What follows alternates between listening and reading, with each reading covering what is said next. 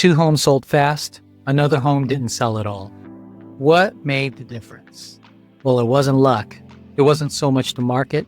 It came down to two things: that's strategy and mistakes.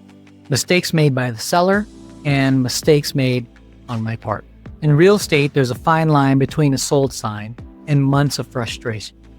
And I'll be honest, I've learned a hard lesson or lessons. You see, I wasn't bold enough when I needed to be, and I compromised when I shouldn't have. But I'm not going to make those same mistakes again. Today, I'm pulling back the curtain on 3 real sellers and 3 real homes, and the exact reasons why 2 succeeded to sell and 1 didn't.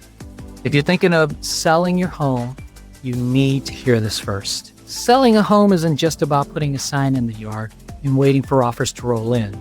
It's a strategy. It's an art. And sometimes it's a tough lesson in what happens when you don't listen to the right advice. I've had sellers who trusted me, followed my recommendations, and sold their homes quickly and for a great price. But I also have a seller or 2 who went against my advice, and their homes didn't sell. Now, here's the thing. That wasn't just their mistake, it was mine too. I wasn't bold enough to stand my ground, and I compromised when I shouldn't have. I've learned from those mistakes, which definitely makes me a better real estate agent. And today, I want to share those lessons with you so you don't make the same ones. Let me introduce you to Jim and Linda. They were moving out of state to be closer to family, and they needed to sell their home quickly. Now, this was a home that was sitting on the market for 6 months with another agent, and then their listing expired. And then they hired me. Now, I sat down with them, did a deep market analysis, and showed them the right price that their home should be listed at.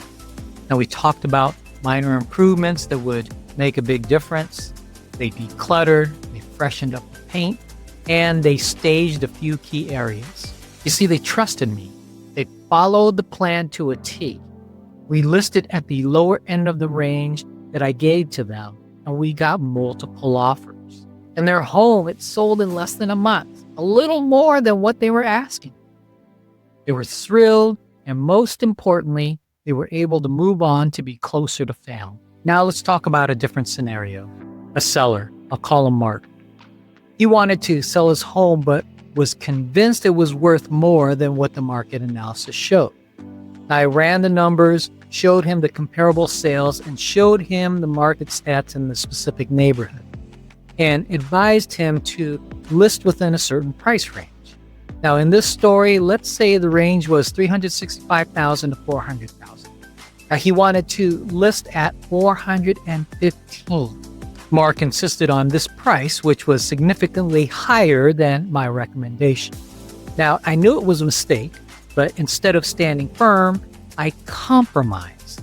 I met him in the middle at $407,000, thinking it would be a good balance. But the result, not that great. Just like any new listing, we did get some showings the first couple of weeks. We even received a couple of offers, one at $375,000 and the other at $385,000. Well within the range I knew that the home would sell at. But because Mark was so fixated on getting at least $400,000, he turned down both offers, which I knew was a huge mistake. And as an agent, I could only push so far. After he turned down the offers, the home sat on the market for 6 months. Buyers passed it over, and eventually it became stale.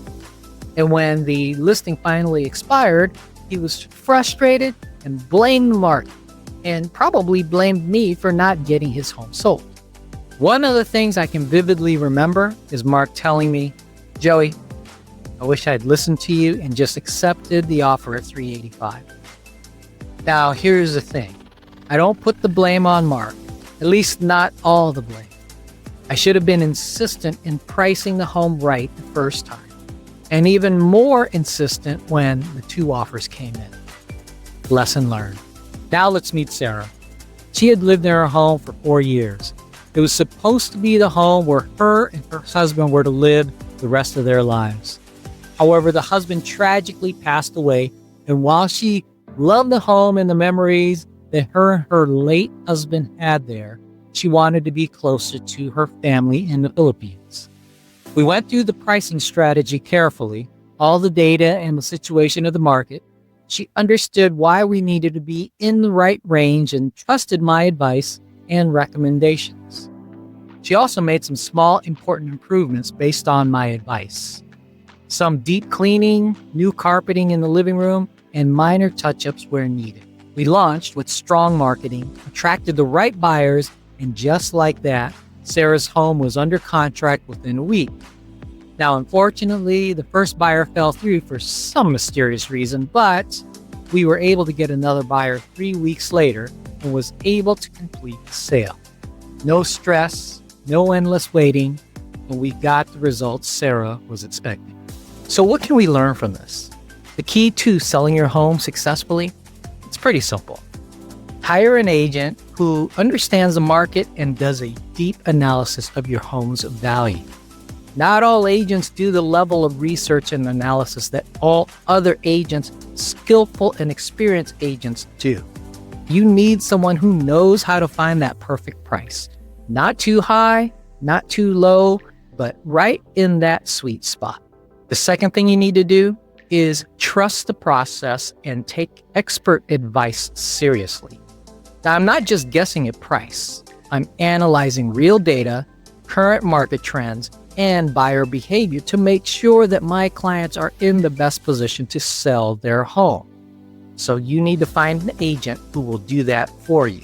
Now, what did I learn from my mistakes? Well, as a professional agent, I have to stand firm on my expertise. I've learned that compromising on price just to please a seller doesn't do anyone any favor. After learning this tough lesson, I've stood by my numbers and my clients get all the reward of getting their home sold, because the market does not negotiate with emotions. If there's one thing that you take away from this information, it's pricing your home correctly from the start. Don't just take it as a suggestion. It's a difference between a smooth and successful sale versus months of frustration. I've learned from my mistakes, and now I'm even more committed to making sure my sellers get it right the first time. But the real question is, are you going to learn from this? If you're thinking about selling, don't fall into the same traps. Don't let your emotions or your wishful thinking dictate your price. And don't hire an agent who just tells you what you want to hear. You need to hire an agent who will tell you the truth, even when it's tough to hear. Hire an agent who will fight to get you the best possible outcome. If you have any questions or just want to chat, schedule a one-on-one meeting with me today by clicking on that link below in the show notes. Let's talk about strategy that actually works. I'm Joey Sampaga with Living Rightsized. Until next time, have a great day, take care, and God bless. Bye now.